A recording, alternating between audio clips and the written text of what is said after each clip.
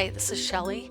If you would like to learn more about astrology, check out Learn Astrology, an ebook digital download online at angeliczodiac.com. Hi, and welcome to the September 9th, 2021 edition of the AstroEnergyAstrology Show podcast with me, your astrologer, Shelley Overton. I want to welcome you here to Orlando. We've got kind of cloudy day. It's already been pretty rainy this morning. Big black cloud came through. My voice sounds a little bit rough today. I got a sore throat from my daughter a couple days ago, and overnight it gets a little bit dry, and of course it's the morning, so it's still a little bit hoarse. I apologize if it's difficult to listen to. Anyway, what I thought to do today for today's show it's kind of different, but I want to talk in broader strokes about astrology and astrological cycles. It occurs to me, and it occurs to me frequently because it's kind of embedded in my chart, but we are going through a huge societal shift right now. I know people in business, and currently someone in particular is having an extremely difficult time finding people to work for him.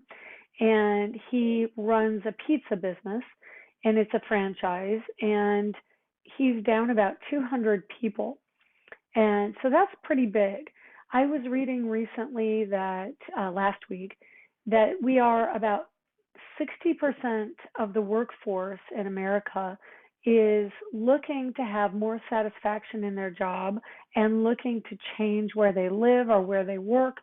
They're not satisfied anymore with the type of work they're doing.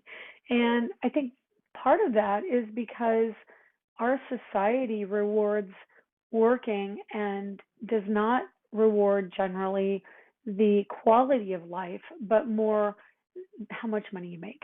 And it's just that simple. Sorry. Same issues every week. Hair on my face, tickly nose. But we have an overarching story associated with this particular thing in the workplace. And one of the cycles that I've noticed is the earth energy cycles. Earth signs manifest things in the material world. Taurus is about money and desiring things and goods. And as I've said in the past, it's retail and selling and the materiality of selling, where Aries might be the sign that rules the drive to sell. Taurus is the result of the selling drive. And so Taurus is bringing goods into the material world.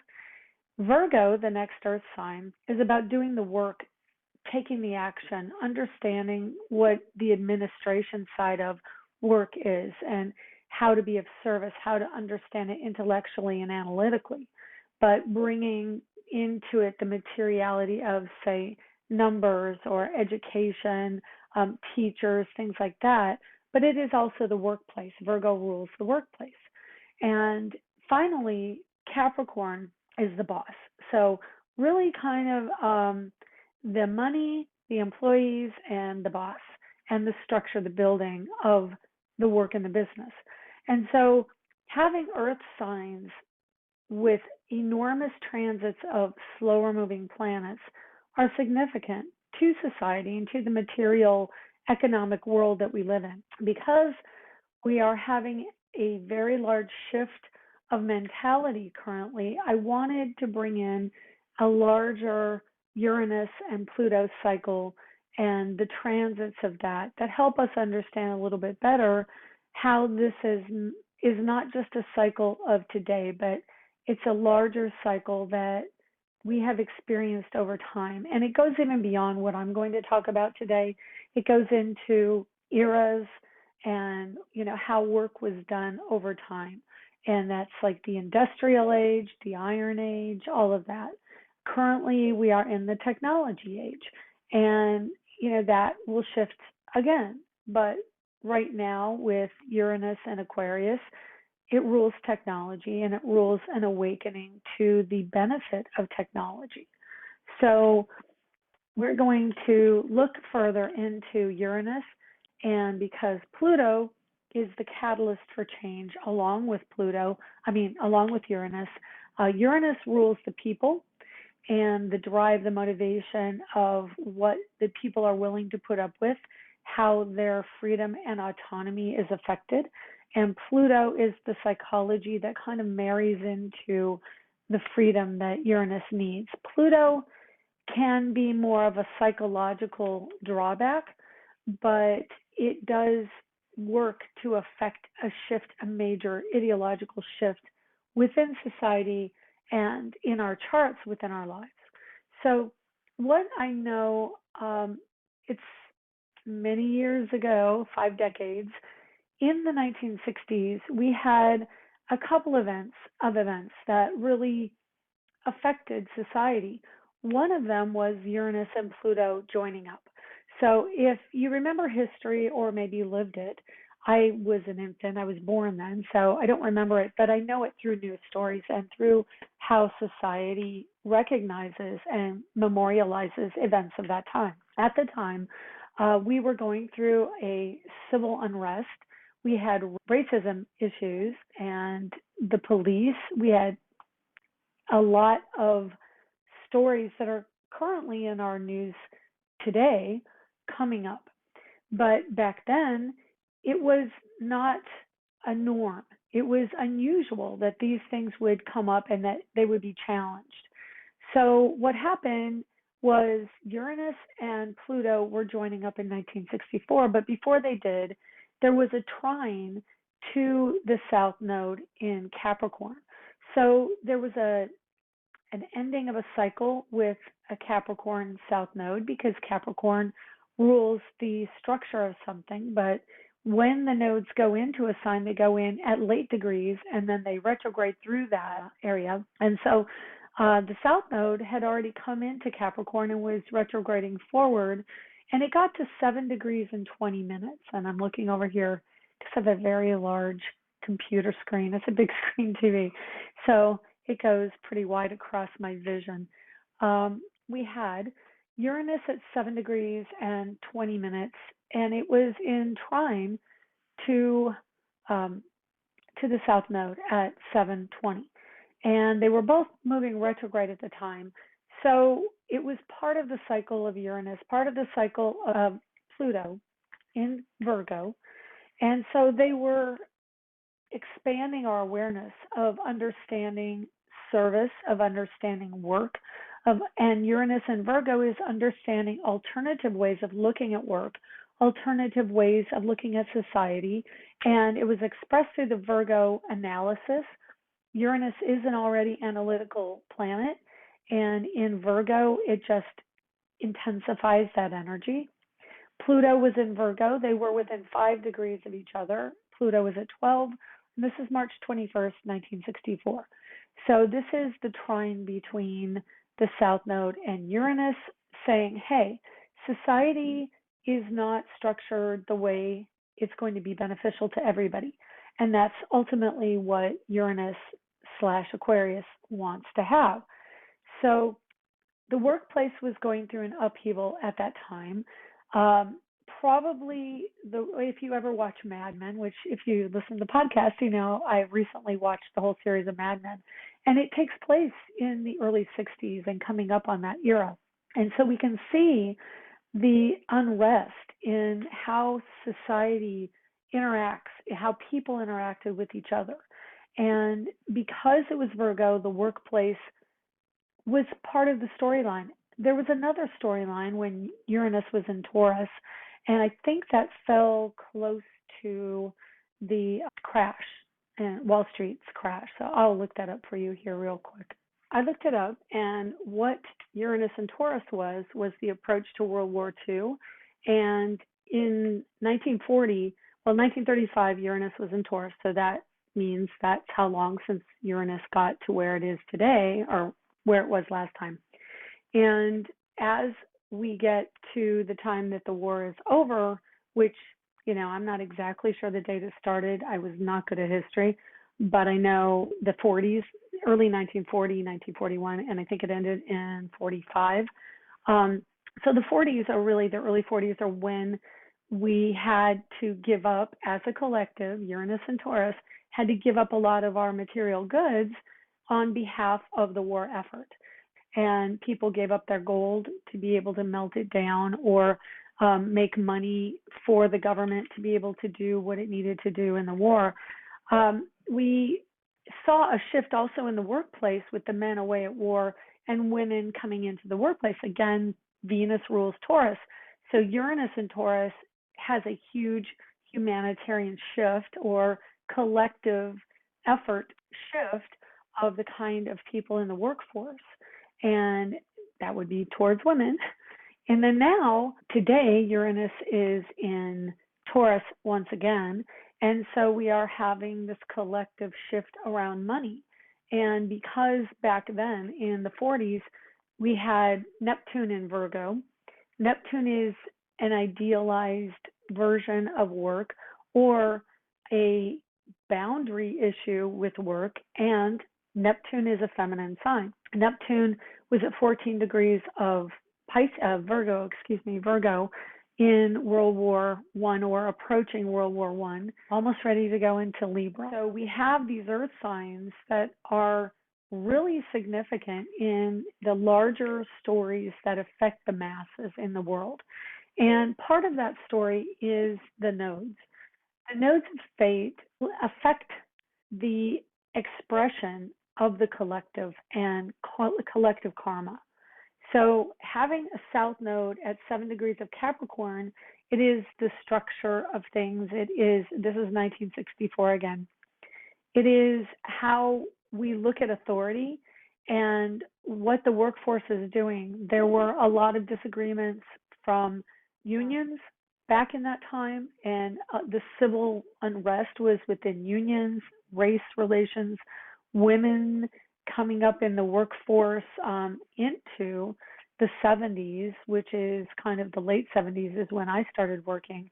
And, we saw a great shift of people into the workforce through that era, which was the 60s Virgo Pluto era going into the Libra energy. In 1965, in October 9th of 1965, we had a Pluto-Uranus conjunction, and that is really the peak energy for that particular time of shift and change in society. We had a lot of unrest, but as we worked our way to the late 60s into the early 70s, and then we had Libra come in as a main energy, things started to be more cooperative. I remember the 1970s, early 70s was some of my favorite years in my life. And that means that we had Pluto and Libra, cooperation, balance. And we did also have an end to the war in Vietnam in 1974. There was a lot of shift in society in the peak moments of Uranus-Pluto. When they get into the earth signs, they affect change in the material world. And currently, we have Uranus and Pluto. Currently, we have Pluto in Capricorn. And so it's at the very end 5 degrees of Capricorn, meaning we are about to make that shift again into Aquarius, which will, in my opinion, bring tremendous awakening of understanding collectively and end a lot of the old way of looking at linearity and structure, authority and authority figures. So it is really this energy of pushing to get it done. That being said, Uranus currently is at 14 degrees of Taurus. He is going forward every year and has another few years yet in Taurus.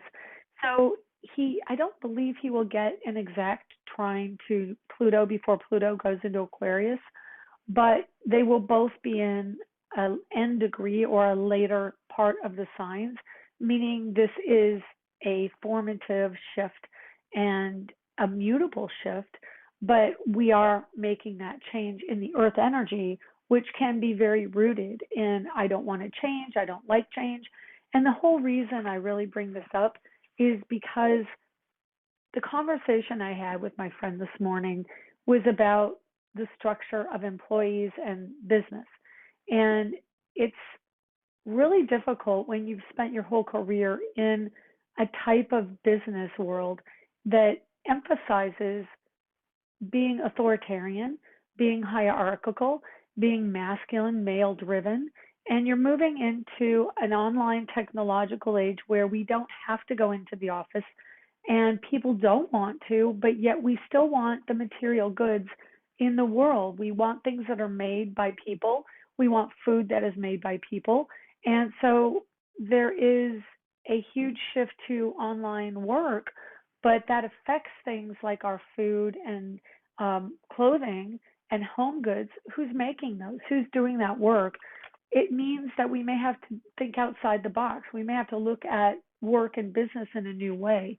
And my suggestion was that we shift the atmosphere. You can't necessarily shift the work when you do pizza making, but you can shift the atmosphere and you can make it more enticing and desirable. And it's something that isn't necessarily appealing to people in a technological field. So kids going to school, high schoolers or students in college, their careers are geared towards computers and may not really want to interact with the physical making of pizzas, but that doesn't mean they won't necessarily want an extracurricular job doing something in the pizza industry if the atmosphere is created to be more promotive of that mindset of independence and fun, which this current generation of college students are geared more towards quality of life and not making money. And that has to be part of the shift and the change. So if you own a small business, incentivize your employees. And it is that time of change. We are coming into end degrees of Pluto. Uranus is already now in the next cycle from World War II back into Taurus. So this is a shift that is answering to different planets. We have Saturn at 7 degrees Aquarius. I was looking over the stock market crash and World War II. We have, stock market crash of 1929. Uranus was in Aries, Jupiter, so this is air fire. Jupiter was in Gemini, which Jupiter will be in a couple of years. Uranus is in Aries, and he already went through Aries, which is when we really started to see a lot of the civil unrest again with politics and then also race relations recently with Uranus and Aries. And I'm trying to find, where was it? I just saw a recent chart here. 1964, we had Saturn at 29 Aquarius. So we were not only having Uranus in the earth signs saying what's going on with people in a social circumstance, but we had Saturn in Aquarius waking us up to, plastics and the incoming influx of Aquarius Saturn, recognizing the computer age and technology with the moon shot and rockets going up into space more starting in the 1960s. So it's a cycle that comes back around, but it is shifting every time because we have different planets interacting with those planets. If you want to find out more about the charts I'm using, I will post them to the Facebook AstroEnergy show page. Just go to facebook.com/AstroEnergy, and that should get you where you need to go. Okay, currently, let's look at current astrology. We've got Mercury at 13 Libra, Moon at 21 Libra, Venus at 28 Libra, Sun at 17 Virgo, Mars at 26 Virgo, Pluto at 24 Capricorn, 7 degree Saturn in Aquarius, and 24 degree Aquarius Jupiter. Let's see, Neptune's at 21 Pisces, Uranus at 14 degrees Taurus. So what does that all mean? It means that this week we've got a lot of energy in balanced cooperation. Writers are going to feel this energy because they are ruled by Libra. We've got cooperative diplomacy going on with the moon in Libra. There's an approach of Venus and the moon, which means feminine energy is really coming in strong with a viewpoint. But that also can mean that they are trying to balance out the energy of male points of view right now. We don't really have any planets in Aries currently, but I know we have Chiron in Aries. So there is a male wounding going on, and that area of our charts is affected. And that just means that, maybe we don't feel like our voice is being heard as in the male side of our nature, in the masculine side of society. And there can also mean a heightened energy of accidents, which Mars at late degree Virgo, my daughter had an accident. Again, I think I mentioned it a month ago. She had an accident. Somebody hit her car in a parking lot when she was in a store. And so she came out, and there was more damage to her car from somebody doing a hit and run in a parking lot than she had in a 3-car accident last month. So it's really intense energy, and it's expressing not just in vehicles, but, I got slivers. I've noticed people on my Instagram have been getting slivers a lot lately for some reason, dropping things, shattering things. I broke a glass this week. We have accidents in all types currently. So just be extra cautious. And we are approaching the Mercury retrograde. We are in the shadow period as of a couple nights ago. So that means whatever we are experiencing now is going to be what we're going to do the story of, the issue, the theme, through the end of the Mercury retrograde. And that happens, the end is the 17th of October, but the shadow period doesn't end till like the 3rd of November. So we are going to be experiencing this energy, and it's mostly, I'm going to venture into the theme of women, relationships, cooperation, diplomacy, getting along with others, but it can also be the balance of men to women, who's getting their way, who's having their say, which thing is more important, am I seeing your side, are you seeing mine? Mars in late Virgo, again, it has to do with the workplace, work environments. We are going through this shift. There is a trine close to a grand trine, not exact. So it is like a grand trine, which means elemental sign, all Earth is in trine. So we've got Sun at 17 Virgo, Pluto at 24, which just in the beginning of a trine, it's 7 degrees apart. And so I'm within an 8-degree orb. So once they're 8 degrees apart in the sky from the aspect, then that's actually a counted trine to me. So it is in trine aspect.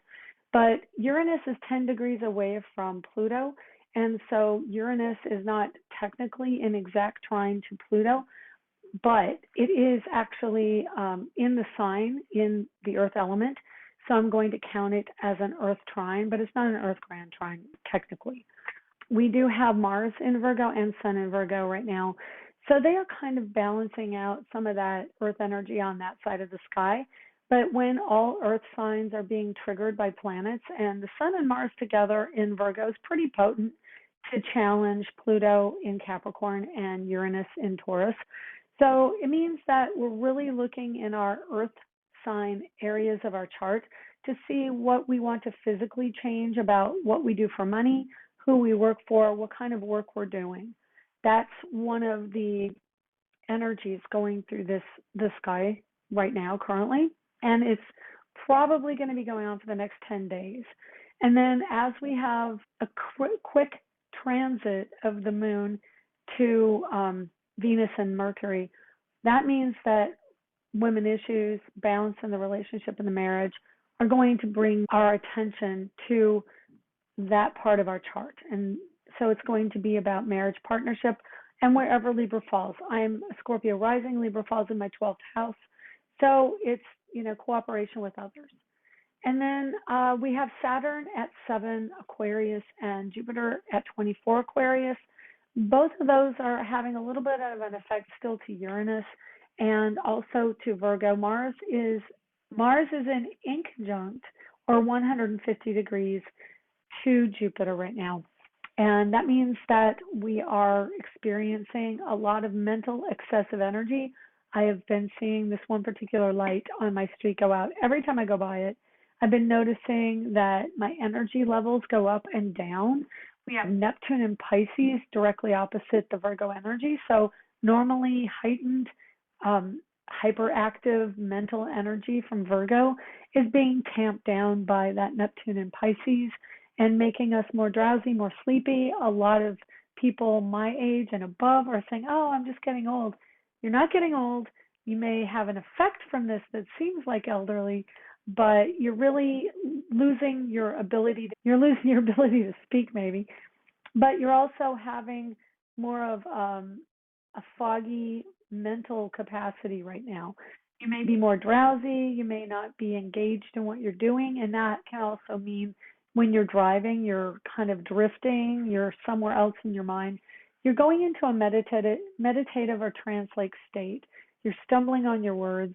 Geminis are feeling this, Sagittarians are feeling this. Sagittarius feels this more by not being able to physically move on what they want to do. And Geminis are feeling it with that brain fog. They're not able to really think clearly. Virgos are also feeling it with both of those because Virgo is like the combination of Gemini and Sagittarius, only grounded. It wants to be active, it wants to do things, and it wants to be mentally analytical. So the combination of those two are being affected by the Pisces Neptune. So let's see what we have for the week coming up. We are going to feel more heightened emotional intensity. We've got the moon going into Scorpio. Overnight, it's going to be 11:05 p.m. Pacific and 1 a.m. in the east. And so it's going to be overnight. We've got moon entering Scorpio. We've got moon conjunct Venus, which is the last aspect in Libra before the moon goes into Scorpio. So it's a void of course moon overnight, which is probably the best time for a void of course moon. And it doesn't last very long. It lasts literally an hour. So we've got some time to, so maybe we'll just edit that out. It's going to be a long night of editing because many pauses, many false starts. Anyway, overnight, moon goes into Scorpio, my natal moon, my natal birthday, so Friday, September 10th. And on that day, we are going to have a moon square Saturn in Aquarius in the middle of the day, 11:53 a.m. Pacific and 2:53 p.m. Eastern. So having moon square Saturn means that all of the things that we associate with authority, hierarchy, fathers, grounding in are now in technology. It's probably going to be a frustrating day for technology. I'm going to get this video edited today because tomorrow's no bueno. Moon in Scorpio, it's intense, it's emotional, it doesn't want to deal with technology, no patience for technology tomorrow. So Friday, you might want to do something fun or just be in your moodiness because guess what? By 4:39 p.m. Eastern, Venus enters Scorpio, 2 Scorpio planets tomorrow. And for you, you're probably listening to this on Friday, moon in Scorpio, Venus in Scorpio. So what does that mean? It means that we're going to be moody. We're going to be really keyed into other people's emotions. We're going to take it on. We're going to be sensitive, maybe a little defensive. We're going to want to hide and we're going to want to be quiet at times. We are observant, and we can understand people's motivations really clearly.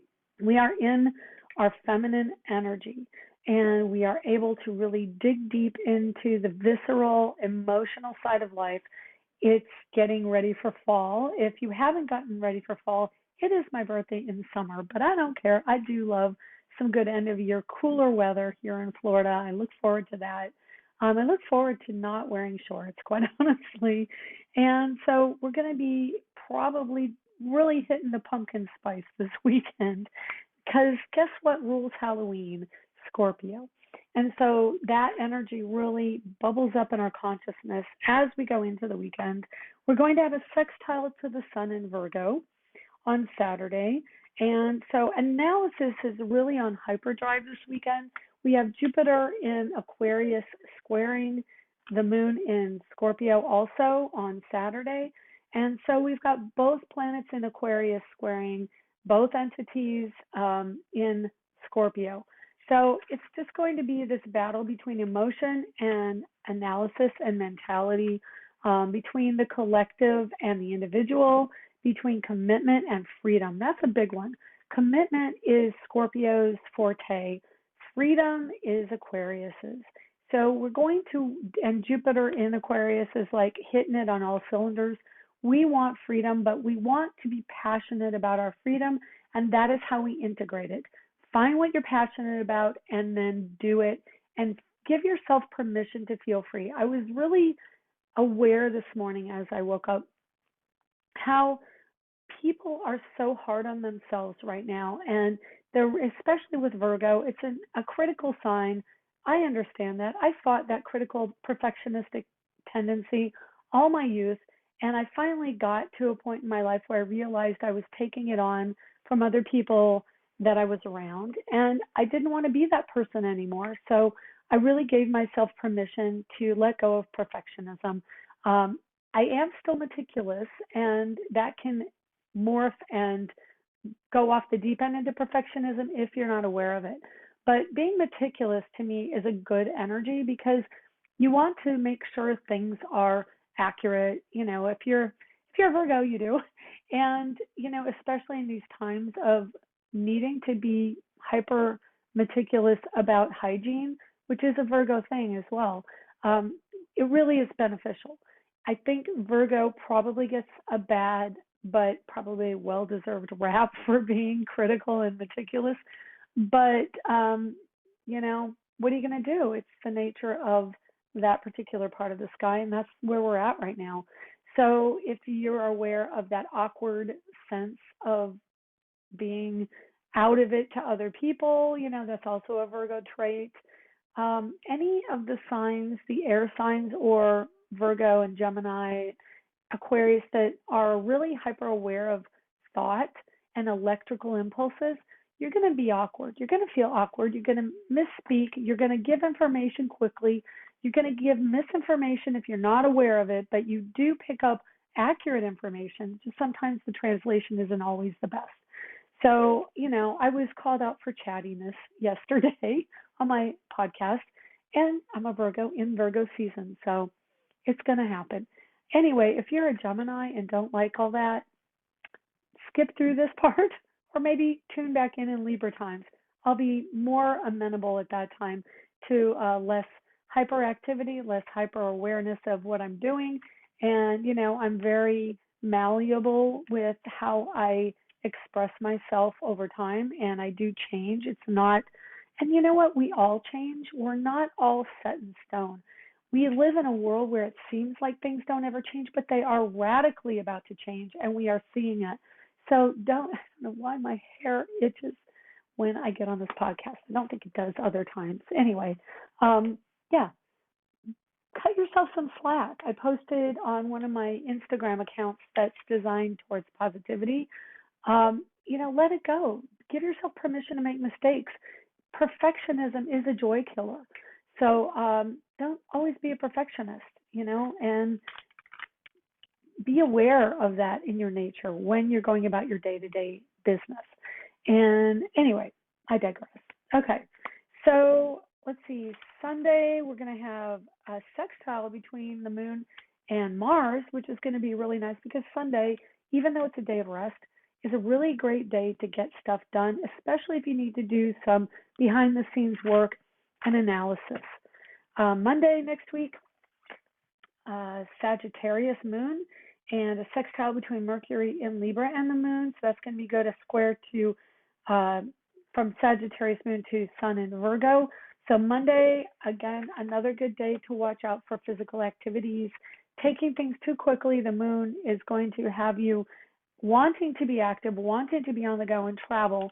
And then your Virgo Mars is going to say, yeah, but did you do all the details? Did you remember to turn off the stove and turn off the lights so the electricity bill doesn't go through the roof, and shut the door and lock it, and all the little details that Sagittarius doesn't normally like to do.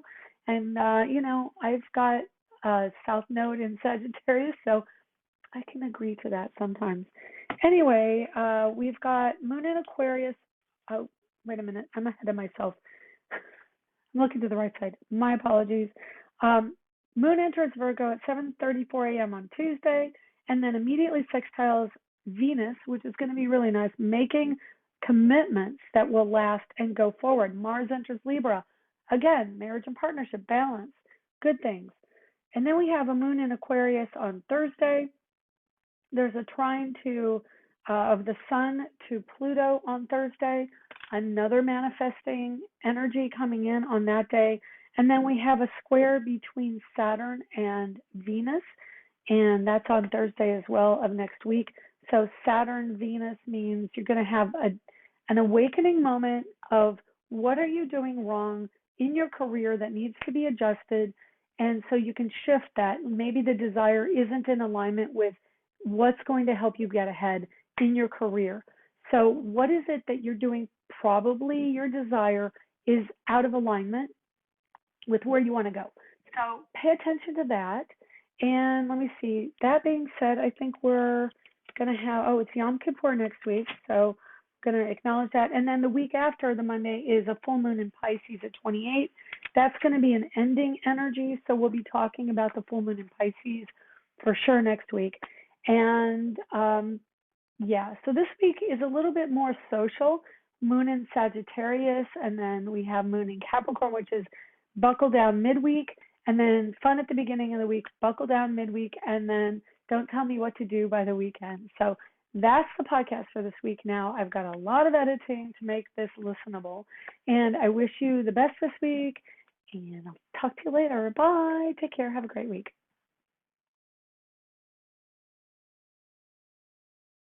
Cycle. So Earth, quick my Elmer Fudd voice. You have been listening to the AstroEnergy Astrology Show. If you would like to get a private reading with Shelley, please contact her through angeliczodiac.com or at so@angeliczodiac.com. You can arrange a reading through the Angelic Zodiac page at facebook.com as well. Check out Angelic Zodiac on Instagram for up-to-date information on events, discounts, blogs and planetary transits at Angelic Zodiac 1 on Instagram. If you would like to see Shelley's art, ShelleyOverton.com, or for astrology art, go to astroart.net. Music provided by Kevin MacLeod at incompetech.com. Other music will be credited within the show. Advice given in the program is intended for entertainment purposes only. Join us here next week for more of the Astro Energy Astrology Show podcast. You can find us on iTunes and Google Play, and where podcasts are accessed.